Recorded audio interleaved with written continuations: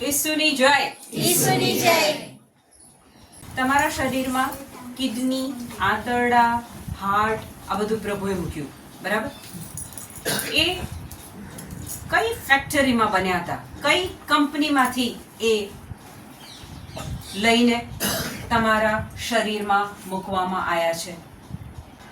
તમારા શરીરમાં આ અંગો પ્રભુએ કેવી રીતના મૂક્યા? માટીમાંથી માણસ બનાવ્યો, એના નસકોરામાં પ્રાણ પૂર્યો. તો આ બધા શરીરની અંદર અંગો પ્રભુએ કેવી રીતના મૂક્યા? હિમાલય પર્વત એ શાનાથી બનેલો છે? બરફ, માટી, પથ્થર. કરેક્ટ? ખોલો હિબ્રુ 11:3. તમારી અંદર કિડની, હાર્ટ, લીવર, હિમાલય પર્વત કેવી રીતના બન્યો? એને બળે એને બળે જે આપણે સમજી શકીએ છીએ જે આપણે સમજી શકીએ છીએ કે સૃષ્ટિ ઈશ્વરના શબ્દથી ઈશ્વરના શબ્દથી સર્જાઈ હતી. સૃષ્ટિ ઈશ્વરના શબ્દથી સર્જાઈ હતી. એટલે હિમાલય શાનાથી બન્યો? પ્રભુના શબ્દથી, ઈશ્વરના શબ્દથી. તમારી અંદર જે અંગો છે એ બધા અંગો પ્રભુએ એમના શબ્દથી સર્જન કર્યા. અને વચનમાં તો કહે છે કે તમારા માથાના વાળ પણ ગણેલા છે. લુક 12:7 કહે છે તમારા માથાના વાળ શીખે પ્રભુએ ગણેલા છે. આપણે ઘણી વખત એવું સમજીએ કે પ્રભુ ક્યાં છે ને મને તો પ્રભુ ભૂલી ગયો છે ને. પ્રભુ તમને પુષ્કળ પ્રેમ કરે છે ને તમારી એક એક બાબતથી એ વાકેફ છે. તો ઈશ્વરના શબ્દથી સૃષ્ટિનું સર્જન થયું. તો ઈશ્વરનો શબ્દ એ સર્જનાત્મક છે, પરિણામ લાવનાર છે, ક્રિએટિવ છે, અસર આપનાર છે, શક્તિશાળી છે. ઈશ્વરનો શબ્દ એટલે આપણે બહુ આગળ જોઈ ગયા છે પ્રભુનું વચન. પ્રભુનું વચન, ઈશ્વરના મુખમાંથી નીકળેલી વાણી, ઈશ્વરનો શબ્દ એ જ્યારે બોલવામાં આવે ત્યારે એ એની અસર લાવે. હવે તમે હમણાં પૃથ્વી પર જે કાંઈ ઝાડ, પાન આ બધું જોઈ રહ્યા છો એ બીજમાંથી ઉગેલું. બીજમાંથી. ખોલો ઉત્પત્તિ 1:11. પછી ઈશ્વરે કહ્યું પૃથ્વી વનસ્પતિ પેદા કરે, પૃથ્વી વનસ્પતિ પેદા કરે, અનાજ આપનાર છોડવા અને બધી જાતના બીવાળા ફળ આપનાર ઝાડ પેદા કરે. બી આપનાર. દાખલા તરીકે તમારા હાથમાં એક એપલનું બી હોય, સફરજનનો બીયો તમારા હાથમાં હોય, તો એ સફરજનના બિયાની અંદર સફરજન છે ખરું? છે. એ સફરજનના બિયાની અંદર એક સફરજન નથી, આખો સફરજનનો બાગ છે. પણ એની એક પ્રક્રિયા છે. એ બીજમાંથી જો તમારે સફરજન જોઈએ છે, સફરજનનો મોટો બાગ તમારે પેદા કરવો છે, ઊભો કરવો છે, તો એની એક પ્રક્રિયા છે કે એ એક બીજને વાવવું પડે. એમાંથી એક ઝાડ થાય, પછી એ ઝાડ પર કેટલા બધા સફરજન ઉગે, પછી એ બીજને પાછા તમે વાવો તો કેટલા ઝાડ થાય અને કેટલા સફરજન મળે અને બિઝનેસ કેટલો મોટો ચાલે. પણ એ બિઝનેસ કરવા માટે, એ પૈસાવાળું થવા માટે, એ ધનિક બનવા માટે, એ બીમાંથી ફળ મેળવવા માટે એક વિધિ કરવી પડે, એક પ્રક્રિયા કરવી પડે, મહેનત બી કરવી પડે. એટલે તમે અત્યારે પૃથ્વી પર જે કાંઈ જુઓ છો, અનાજ કે ફળફળાદી કે શાકભાજી, એ પ્રભુએ જે બી શરૂઆતમાં, તો એ બીજમાંથી એ બધું ઉગે છે. એટલે કે તમે આજે જે શારીરિક ભોજન લો છો એ બીજમાંથી પેદા થાય છે અને પછી તમે એ શારીરિક આહાર એને જીવન જીવવા માટે લો છો. માર્ક 4 ઈસુ કહે છે જેવી જમીન તેવો પાક. ત્યાં ઈસુ જમીનનો ઉપયોગ કરે છે પ્રભુના વચનને તમારા હૃદયમાં નાખવાની પ્રક્રિયાને સમજાવવા માટે. પ્રભુ કહે છે કે જેવી જમીન હશે તેવો પાક મળશે, ફળદ્રુપ હશે, સારો પાક મળશે. જો કાંટાળી કે પથરાળ હશે તો ઓછો પાક મળશે. એટલે ત્યાં ઈસુ જમીનને તમારા હૃદય સાથે સરખાવે છે કે જેમ જમીનમાં દાણા જાય ને પાક આવે, એમ તમારા હૃદયમાં પ્રભુ વચન જાય અને એનો મબલક પાક આવે. આ સમજવા માટે ખોલો 1 પીતર 1:23. એ સાંભળતા પહેલા, સ્ત્રી ગર્ભવતી થાય પછી ધીરે ધીરે બાળક એના પેટમાં મોટું થાય, પછી ડોક્ટર પાસે જાઓ તો ખબર પડે કે વજન વધ્યું, બાળકનું વજન વધ્યું, કરેક્ટ. પછી 9 મહિને બાળક જન્મે. એ બાળક એક દિવસે 60 વર્ષ, 70 વર્ષ, 80 વર્ષ, 100 વર્ષ, 120 વર્ષ મૃત્યુ પામે.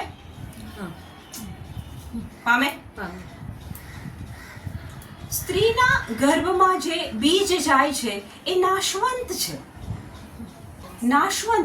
એટલે એ બીજમાંથી જે બાળક પેદા થશે એ જન્મ તો લેશે, પણ એક સમય એવો આવશે કે એ મોટું થશે, એની ઉંમર આવશે અને પછી એ મૃત્યુ પામશે. પણ બાઇબલમાં બીજો એક રેફરન્સ છે. યોહાન 3:3 ઈસુ કહે છે નિકોદેમસને કે જ્યાં સુધી તારો પુનર્જન્મ નહીં થાય ત્યાં સુધી તું ઈશ્વરના રાજ્યમાં દાખલ નહીં થઈ શકે.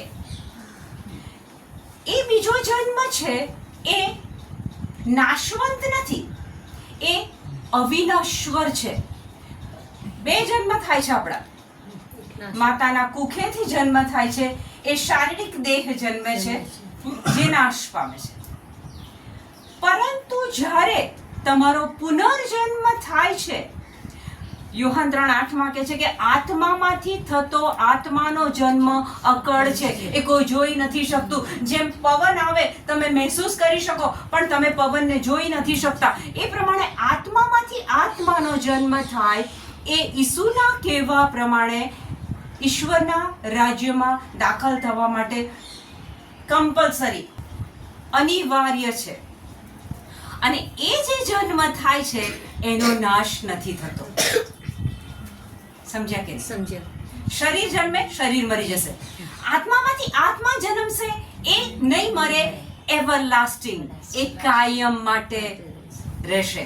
હવે આ વચન વાંચો 1 પીતર 1:23. તમે નશ્વર નહીં પણ અવિનશ્વર બીજ મારફતે ઈશ્વરના જીવંત અને શાશ્વત શબ્દો દ્વારા ઈશ્વરના કેવા જીવંત અને શાશ્વત, એવરલાસ્ટિંગ, શાશ્વત શબ્દ દ્વારા નવો જન્મ પામ્યા છો. તમે નશ્વર નહીં પણ અવિનશ્વર બીજ મારફતે નવો જન્મ પામ્યા છો. આ સેશન્સમાં વચનો સાંભળવા માટે આવવાનું ગમે છે? ઈચ્છા થાય છે? કામ ઘરે હોય છે એ બાજુ પર મૂકીને એડજસ્ટમેન્ટ કરીને આ વચનો સાંભળવા ગમે છે? જ્યાં પુનર્જન્મ થયો હશે ત્યાં પ્રભુ વચનની આસપાસ રહેવાનું ગમશે, સાંભળવા ગમશે, બોલવા ગમશે, વાંચવા ગમશે. ત્યાં સ્ત્રીના કુખમાંથી જન્મેલું બાળક એ નાશવંત જીવન લઈને જન્મે છે, પણ પ્રભુના વચનમાંથી જેનો પુનર્જન્મ થાય છે તે અવિનશ્વર બીજ. પ્રભુનું વચન એ અવિનશ્વર બીજ છે. જેણે જેણે એ વચન લીધું, જેણે જેણે એ વચનને પોતાના હૃદયમાં રોપ્યું. હૃદયમાં રોપવું એટલે સવાર, બપોર, સાંજ, રાત, જ્યારે સમય મળે, જ્યારે મોકો મળે, સમય ના મળે, મોકો ના મળે તો એડજસ્ટમેન્ટ કરીને એ વચનો જ્યારે આપણે આપણા આત્માની અંદર જવા દઈએ છીએ ત્યારે આત્મામાંથી આત્માનો પુનર્જન્મ થાય છે. માથીના પુસ્તકમાં તો એવું કહેવામાં આવે છે કે તમે જે હમણાં અનુભવ કરી રહ્યા છો, તમે લોકો જે અનુભવ કરી રહ્યા છો ને એ અનુભવ કરવા માટે તો વચનમાં લખ્યું છે કે સંતો ને સાધુ પુરુષો એના માટે ઝંખતા હતા, પણ એમને એ નથી મળ્યું. પણ આપણને નવા કરારમાં આ વચનો મળ્યા છે, આ પવિત્ર આત્માની ભેટ મળી છે. અને પવિત્ર આત્માની ભેટના કારણે આપણે જ્યારે વચન અંદર આપણા હૃદયમાં જવા દઈએ છે ત્યારે એ વચન અંદર એક્ટિવ થઈ જાય છે. મેં કીધું કે શબ્દ એ સર્જનાત્મક છે, એ સર્જન કરે છે. તમારી અંદર તમે જે જૂના હતા એ જતા રહો છો ને નવું સર્જન થાય છે. ખોલો 2 કોરિન્થ 5:17. જે કોઈ ખ્રિસ્તમાં વસે છે જે કોઈ ખ્રિસ્તમાં વસે છે તેનું નવેસરથી સર્જન થયું છે. તેનું નવેસરથી સર્જન થયું છે, પુનર્જન્મ થયો છે. જે ખ્રિસ્તમાં વસે છે તેનું નવેસરથી સર્જન થયું છે. જૂનું બધું ચાલ્યું ગયું જૂનું બધું ચાલ્યું ગયું અને જુઓ અને જુઓ નવું બની ગયું. નવું બની ગયું. સ્વભાવ નવો બની ગયો. વચન કહે છે કે those who are in Christ, જે ખ્રિસ્તમાં છે એમનું નવ સર્જન થયું છે. જૂનું બધું ચાલ્યું ગયું અને જુઓ નવું બની ગયું છે. હવે તમે ખ્રિસ્તમાં છો એટલે બહારથી નવ સર્જન. સફેદ વાળ હતા તો ઓટોમેટિક કાળા થઈ ગયા, કશું ઘસવું નથી પડતું. શામળો રંગ હતો તો કે ગોરો થઈ ગયો. મોઢા પર કરચલી હતી તો કે એકદમ મસ્ત મખમલી સ્કિન થઈ ગઈ. બહારથી કોઈ પરિવર્તન નથી થતું. જે ખ્રિસ્તમાં છે તેનું જૂનું બધું ચાલ્યું ગયું અને જુઓ બધું નવું બની ગયું. એ આત્માની અંદર બધું નવું બને છે. ચર્ચમાં જવું ગમે છે, પ્રેઝ એન્ડ વર્શિપ કરવી ગમે છે, આ સેશનમાં બેસવું ગમે છે. નવરા પડીએ છે તો ફિલ્મી ગીતોની જગ્યાએ હવે આપણને પ્રભુના વચન બોલવા સાંભળવા ગમે છે. જે ખ્રિસ્તમાં છે એનું જૂનું બધું ચાલ્યું ગયું, જુઓ બધું નવું બની ગયું. તમારા હૃદય રૂપી જમીનની અંદર તમે જ્યારે આ પ્રભુ વચનના દાણા નાખો છો ત્યારે પ્રભુ વચનના દાણા એ અવિનશ્વર છે, એવરલાસ્ટિંગ છે, કદી એનો અંત નથી આવતો. અને એના થકી જ્યારે તમારો પુનર્જન્મ થાય છે ત્યારે બદલાણ તમારા આત્મામાં થાય છે. નવો જન્મ આત્માનો થાય છે. એટલે એક દિવસ એવો આવશે કે આ શરીર તો નાશ પામશે પણ તમારો આત્મા કદાપી નાશ નહીં પામે અને તમે પ્રભુ સાથે અનંતકાળિક જીવન જીવશો. પણ ક્યારે શક્ય છે? જ્યારે તમે એ અવિનશ્વર બીજ પ્રભુના વચનના દાણા તમારા આત્માની અંદર વાવો તો. ગલાતિયા 3:26. તો શ્રદ્ધા દ્વારા હવે શ્રદ્ધા દ્વારા ઈસુ ખ્રિસ્ત સાથે ઈસુ ખ્રિસ્ત સાથે સાયુજ્ય સાધી તમે બધા ઈશ્વરના સંતાન થયા છો. તમે ઈસુ સાથે સાયુજ્ય સાધ્યું છે. વચનો, પ્રભુ વચનોના દાણા તમારા હૃદયમાં રોપ્યા છે અને વચન કહે છે હવે તમે ઈશ્વરના સંતાન થયા છો. પેલું વચન મેં હમણાં લાસ્ટ ટાઈમ પણ લીધેલું, યોહાન 1:12. તમે ઈસુનો સ્વીકાર કર્યો છે, ઈસુમાં શ્રદ્ધા રાખી છે એટલે ઈશ્વરે તમને એમના સંતાન થવાનો અધિકાર આપ્યો છે. અને ત્યાં વચન કહે છે કે ઈશ્વરમાંથી તમારો જન્મ થયો છે. જ્યારે તમે ઈસુને સ્વીકારો, એમાં શ્રદ્ધા રાખો ત્યારે ઈશ્વર પિતા એ તમને એમના સંતાન તો બનાવે છે અને ઈશ્વરમાંથી તમારો જન્મ થાય છે, જે યોહાન 3:3 અનુસાર પુનર્જન્મ તમારો થયો છે. જ્યારે આ વચન વાંચીએ અને જ્યારે સમજીએ કે આપણને તો ઈશ્વરે એમના સંતાન બનાવી દીધા છે. પુનર્જન્મ એ કોઈ પ્રક્રિયા, લાંબી પ્રક્રિયા નથી. આપણે ઉપવાસો કરીએ છીએ, આપણે પ્રાર્થનાઓ કરીએ છીએ, પણ ઘણા લોકો આ ઉપવાસ અને પ્રાર્થનાને એક ફોર્મ્યુલા તરીકે લઈ લે છે. ચલો હવે મારે આ જોઈએ છે, હવે હું શું કરું? તો કે ઉપવાસ કરું. ચલો હવે હું પ્રાર્થના કરું. પણ આ પુનર્જન્મ એ કોઈ પ્રક્રિયા નથી. પુનર્જન્મ એક જ ક્ષણમાં થઈ જાય છે, 1 સેકન્ડ. જે દિવસે તમે ઈશ્વરનું વચન ધ્યાનથી સાંભળ્યું, એમાં વિશ્વાસ કર્યો, એમાં શ્રદ્ધા રાખી, એ જ ક્ષણે તમારો પુનર્જન્મ થાય છે. ખોલો રોમ 10:9. જો તું તારા હોઠે જો તું તારા હોઠે એમ કબૂલ કરતો હોય કે એમ કબૂલ કરતો હોય કે ઈસુ પ્રભુ છે, ઈસુ પ્રભુ છે. જો તું તારા હોઠે એમ કબૂલ કરતો હોય કે ઈસુ પ્રભુ છે અને તારા અંતરથી અને તારા અંતરથી એમ માનતો હોય કે એમ માનતો હોય કે તેમને ઈશ્વરે મરેલામાંથી સજીવન કર્યા હતા, તેમને ઈશ્વરે મરેલામાંથી સજીવન કર્યા હતા, તો તારો ઉદ્ધાર થશે. તો તારો ઉદ્ધાર થશે. કેટલું સિમ્પલ છે. ઈશ્વરનું રાજ્ય, એની બાબતો કેટલી સિમ્પલ છે. એક આપણે છીએ કે હું શું કરી લઉં ને પ્રભુને ખરીદી લઉં. આપણે આપણા પ્રયત્નોથી પ્રભુને ખરીદવાનો પ્રયત્ન કરીએ છીએ. મારો અંકિત, મારો દીકરો કેટની પરીક્ષા આપવાનો હતો. હવે કેટની પરીક્ષા આપે અને સારું રિઝલ્ટ આવે તો આઈઆઈએમમાં એડમિશન મળે. અમારી ઈચ્છા એવી હતી કે અંકિત અમદાવાદ આઈઆઈએમમાં ભણે. અંકિતની બીજા દિવસે પરીક્ષા હતી અને આગલા દિવસે અમે લોકોએ બહુ જ બધા ગ્લુકોઝના બિસ્કિટ ખરીદ્યા, બહુ જ ક્વોન્ટિટીમાં.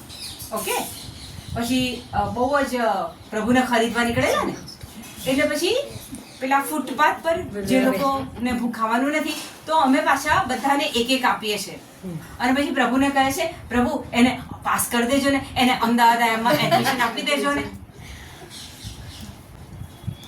આવી તો કઈક બાબતો તમે બી કરી હશે, કઈક બાબતો આપણે કરી હશે કે પ્રભુને આપણે પ્રસન્ન કરવા પ્રયત્ન કરીએ છીએ. પ્રભુને તમે તમારા આવી બધી બાબતોથી પ્રસન્ન કરી શકતા નથી. પણ માનો કે એક કલ્પના કરો, એક વિચાર કરો કે તમારે પ્રભુને પ્રસન્ન કરવા છે. હવે મારે ખાલી મારા પ્રભુ જેણે મને બનાવ્યો છે કે બનાવી છે એને મારે પ્રસન્ન કરવા છે. I want to please my God. Hebrew 11:6. અને શ્રદ્ધા વગર ઈશ્વરને પ્રસન્ન કરવો શક્ય નથી. અરે અરે અરે ફરીથી વાંચો. અને શ્રદ્ધા વગર ઈશ્વરને પ્રસન્ન કરવો શક્ય નથી. શ્રદ્ધા વગર ઈશ્વરને પ્રસન્ન કરવો શક્ય નથી. આપણને આપણો જવાબ મળી ગયો. હું શું કરું કે મારો પ્રભુ મારાથી રાજી થાય? મીટિંગોમાં જાઉં, સલૂન જાઉં, ઇઝરાયલ જાઉં, માઉન્ટ મેરી જાઉં, ક્યાં જાઉં? શ્રદ્ધા ના હોય તમારા બધા કર્મો પ્રભુની આગળ નહીં ચાલે. ખોલો યશાયા 64:5. અમે બધા અપવિત્ર થઈ ગયા છીએ. અમે બધા અપવિત્ર થઈ ગયા છીએ. અમારા ધર્મ કાર્યો સુદ્ધા મેલા વસ્ત્રો જેવા છે. અમારા ધર્મ કાર્યો, અરુણાબેન, ધર્મ કાર્યો પણ કેવા છે? હું નથી કહેતી, વચન કહે છે મેલા વસ્ત્ર બરાબર છે. આપણા બધા જ ધર્મ કાર્યો, જેમાં શ્રદ્ધા વગરના ધર્મ કાર્યો છે. યાકોબના પુસ્તકમાં કહે છે કે કર્મ વગરની શ્રદ્ધા શું કામની? એટલે જેને શ્રદ્ધા છે એને કર્મો તો કરવાના જ છે. આજે મેં મારું તમને એક સાક્ષી આપી કે ગઈકાલની પરિસ્થિતિ શું હતી, આજે બપોરની. કર્મ તો કરવાનું છે, પણ શ્રદ્ધા વગરના જે કર્મો છે એ બધા જ મેલા વસ્ત્રો બરાબર છે. હવે હું કોઈ વ્યક્તિ નક્કી કરે કે હું 50 ઉપવાસ કરી નાખું, બિસ્કિટો વેચી દઉં, તો કહેવાનો ભાવાર્થ કે આપણા બધા જ કર્મો એ પ્રભુ આગળ જો ગણાવવા બેસીશું, ઉપર સ્વર્ગના દરવાજે ઊભા રહીશું અને પછી દરવાજો ખખડાઈશું અને પછી અંદરથી આજ પૂછવામાં આવશે કે તે એવા તો કયા કર્મ કર્યા છે કે હું તને અંદર લઈ લઉં, તો પછી તમે તમારી કહાણી ચાલુ કરશો ને. પછી તમે ઉપર કહેશો ને કે પ્રભુ મેં આ કર્યું, જો મારો માણસ તો મારું સાંભળતો નહોતો, કહું કે વોક કરવા જા, માને જ નહીં મારું. પ્રભુ મેં તો રોસડ બોલી ને. ધર્મ કાર્યો જો આ તમારા આત્મામાં ઉતરી જશે ને, તમે ઉપર જઈને કહેશો મેં નોકરી કરી, મારા છોકરા ઉછેર્યા, પ્રભુ કહેશે તારા જીવનમાં મારું કયું સ્થાન હતું? મહાપ્રસ્થાન 20:5 અંગ્રેજી બાઇબલ બહુ સરસ કહે છે કે I am your God is a jealous God. તમારું ધ્યાન બીજે જાય એ પ્રભુને પ્રસન્ન કરી ના શકે અથવા ખુશ ના રાખી શકે. પ્રભુ કહે છે નોકરી બી કરવાની છે, લગ્ન બી કરવાનું છે, બાળકો પેદા કરવાના છે, એમને ઠેકાણા પાડવાના છે, પણ એ બધાના કેન્દ્રમાં કોણ છે? તમે પોતે છો કે પ્રભુ છે? હમણાં તમારા આખા ગ્રુપમાં હું જોઈ રહી છું, આ ગ્રુપમાં કે હવે પ્રભુ કેન્દ્ર સ્થાને બનવા લાગ્યો છે. કામકાજ બાજુ પર મૂકીને પણ ટાઈમ એડજસ્ટ કરીને તમે વચનો સાંભળવા આવો છો, કરેક્ટ? તો આપણા કર્મોથી મેળ નહીં પડે. જો ઈસુમાં શ્રદ્ધા હશે તો જ આપણો મેળ પડશે. અને શ્રદ્ધા એટલે જે જોયું નથી એનો પુરાવો. ઈસુને જોયા નથી, ઈસુના લોહીને જોયું નથી, પણ સવારમાં ઉઠીને તમે તમારા શરીરને બોલો કે પ્રભુ ઈસુના પવિત્ર લોહીમાં હું મારા શરીરને માથાથી પગ સુધી ઢાંકી દઉં છું. You are sealed and protected in the blood of Jesus Christ. ખોલો યાકોબ 1:21. માટે સઘળી મલિનતા ગંદકી માટે સઘળી મલિનતા અને ઉભરાઈ જતી દુષ્ટતાનો ત્યાગ કરો અને તમારા હૈયામાં વાવેલી ઈશ્વરની વાણીને નમ્રપણે વધાવી લો. વચન કહે છે કે ઈશ્વરની વાણીને નમ્રપણે વધાવી લો. એ વાણીને જ્યારે તમે વધાવો છો ત્યારે એ તમારો આત્મા ત્યાં આખું નવસર્જન થાય છે. અને એ જે નવસર્જન થાય છે એ કાયમી છે, પછી એમાં કોઈ ફરક નહીં પડે. એનું પ્રૂફ આપું તમને. ખોલો એફેસસ 1:13. તમે ઈસુને સ્વીકાર્યા, ઈસુમાં શ્રદ્ધા રાખી, ઈશ્વરે તમને એમના સંતાન બનવાનો અધિકાર આપ્યો, અને વચન કહે છે કે ઈશ્વરમાંથી તમારો જન્મ થયો. ઈસુ કહે છે કે જ્યાં સુધી પુનર્જન્મ ના થાય ત્યાં સુધી ઈશ્વરનું રાજ્ય જોઈ ના શકાય. હવે તમારો પુનર્જન્મ થઈ ગયો છે અને ઈશ્વરે તમને પવિત્ર આત્માની ભેટ આપી છે. રોમ 5:5 કાઢો. અને એ આશા આપણને નિરાશ કરતી નથી. કારણ આપણને પવિત્ર આત્મા આપીને ઈશ્વરે આપણા હૃદય ઉપર પોતાનો પ્રેમ વરસાવ્યો છે. રેડિયો છે. અંગ્રેજી બાઇબલ કહે છે he has poured his love on us. એક શબ્દ છે છંટકોરવું, જસ્ટ છંટકાવ કરી. અહીંયા કહે છે કે ઈશ્વરે આપણને પવિત્ર આત્મા આપીને એમનો પ્રેમ આપણા પર રેડિયો છે. પવિત્ર આત્મા આપણને મળ્યા છે. તમને એટલું નથી ખબર કે તમે પવિત્ર આત્માનું મંદિર છો? યોહાન 3:16. ઓકે, તો હવે પુનર્જન્મ થયો છે તો હવે એફેસસ 1:13 કાઢો. અને ખ્રિસ્ત દ્વારા તમે પણ સત્યની વાણી સાંભળી છે. તમારા ઉદ્ધારનો શુભ સંદેશ સાંભળ્યો છે. તમારા ઉદ્ધારનો, મુક્તિનો, સાલ્વેશનનો સંદેશ તમે સાંભળ્યો છે અને તેમાં વિશ્વાસ મૂક્યો છે. એટલે તમે પણ જેનું વચન આપવામાં આવ્યું હતું, તમે પણ આજે તમારી વરણી થાય છે. તમે પણ જેનું વચન આપવામાં આવ્યું હતું તે પવિત્ર આત્મારૂપી મોર પામ્યા છો. મોર પામવી એટલે શું? કોઈક મકાન હોય અને કાયદાકીય રીતે કંઈ ગૂંચવણમાં પડ્યું હોય તો પછી સરકારી એ મકાનના દરવાજા પર જે તાળું હોય એ ત્યાં સરકારી સીલ મારવામાં આવે કે પછી એ મકાનને કોઈ અડી શકે નહીં. સરકારી મોહર મારી છે, સીલ મારવામાં આવ્યું છે. પવિત્ર આત્મા આપીને ઈશ્વર પિતાએ તમારા પર મોહર મારી દીધી છે કે આ મારું બાળક છે, આને કોઈ હાથ ના અડાડી શકે. પવિત્ર આત્મા આપીને આપણા પર મોહર મારી દીધી છે. અને પછી 14મું વચન વાંચો.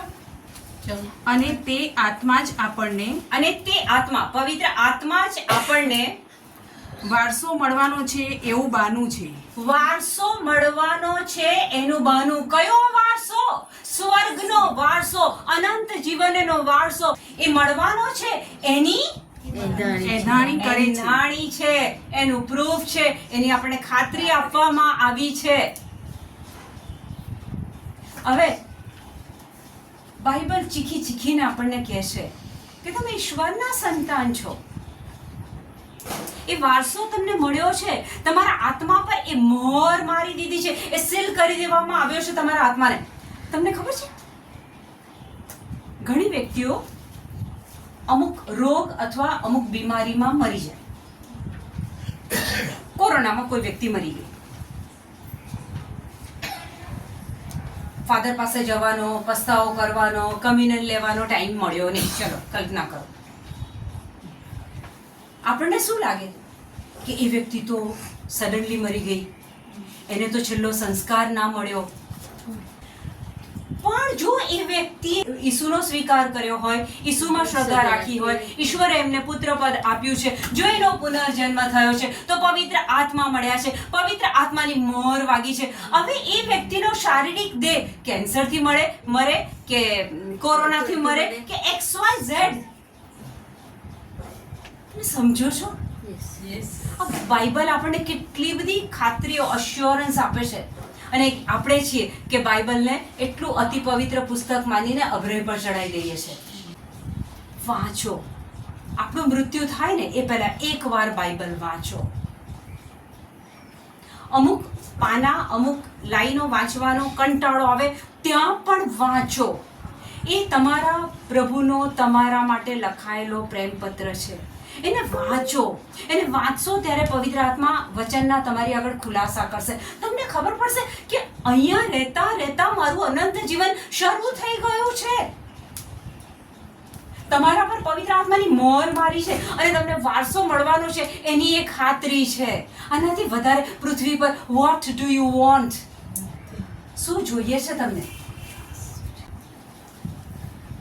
1 Peter 1:23 તમારો જન્મ નશ્વર નહીં પણ અવિનશ્વર બીજ મારફતે, માતાના ગર્ભમાંથી જન્મ થયો એ શરીર, એ ફિઝિક એક દિવસે ખતમ થઈ જશે. પણ વચનમાંથી જ્યારે તમારો પુનર્જન્મ થાય છે એ તમારો આત્માનો જન્મ એ અવિનશ્વર છે. અને એકવાર એ થયો પછી એના પર પવિત્ર આત્માની મોહર વાગ્યા પછી તમને કોઈ દૂષિત કરી શકતું નથી.